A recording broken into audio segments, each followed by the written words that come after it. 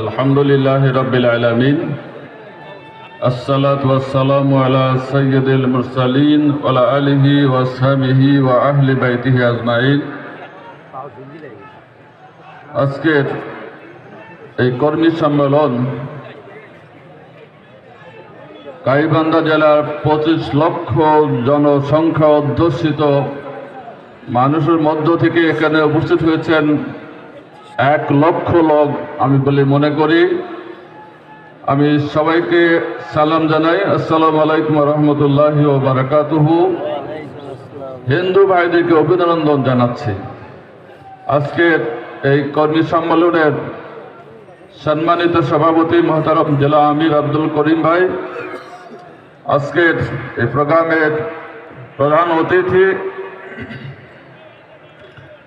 বাংলাদেশের রাজনৈতিক অঙ্গনে যিনি মানবতাবাদী নেতা হিসেবে পরিচিত হয়েছেন, জনাব ডাক্তার শফিকুর রহমান, আমির বাংলাদেশ জামায়াত ইসলামী।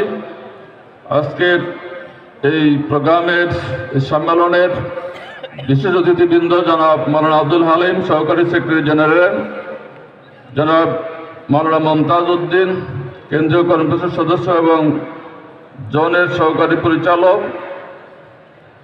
জনাব মাহবুব রহমান বেলাল, কেন্দ্রীয় কর্মসূচির সদস্য। এখানে অন্যান্য নেতৃবৃন্দ আছেন, শহীদ পরিবারের সদস্যরা আছেন, পুলিশ প্রশাসনের লোকেরা আছেন, সাংবাদিক ভাইরা আছেন। এখানে হিন্দু সম্প্রদায়ের নেতা মিলন চন্দ্র ভট্টাচার্য উপস্থিত আছেন। সবাইকে আমি অভিনন্দন জানাই। আপনারা জানেন বাংলাদেশের গাইবান্ধা জেলা ইসলামী আন্দোলনের একটা উল্লেখযোগ্য জেলা। জনসমর্থন, জনগণের সমর্থনের দিক থেকে আমরা উর্বর। আমরা আগামীতে এই সংগঠনকে আমাদের মজবুত করতে হবে, এই শপথ আজকে নিতে হবে। 9 জন শহীদের রক্তে রক্তাক্ত এই জমিনে 16 বছর পর আজকে আমরা এই দিনের আলোতে প্রকাশ্যে যে কর্মী সম্মেলন করতে পারছি, এই জন্য মহান আল্লাহ তাআলার কাছে শুকরিয়া আদায় করছি। আমি বলতে চাই যে আসুন, আমরা কথা সংক্ষিপ্ত করতে চাই যে আমাদের ইমিডিয়েট গোল হচ্ছে, আমরা বর্তমানে একটা সরকার আমাদের দেশে আছে, আমরা দেখছি এটা অন্তর্বর্তীকালীন সরকার। এই সরকার শৃঙ্খলা বিধানের পর এটা নির্বাচন দেবেন এবং রোড ম্যাপ ঘোষণা করছেন। সেই রোড ম্যাপ অনুসারে যে নির্বাচন হবে, বাংলাদেশ জামায়াত ইসলামীকে এদেশে বিজয় করার মাধ্যমে আল্লাহর দিনকে আমরা বিজয় করতে চাই। এটা হচ্ছে আমাদের ইমিডিয়েট গোল।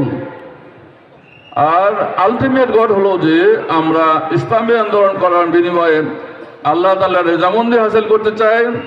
আখিরাতে আমরা দোজখের আগুন থেকে মুক্তি চাই, আমরা জান্নাতে আমাদের স্থান করে নিতে চাই।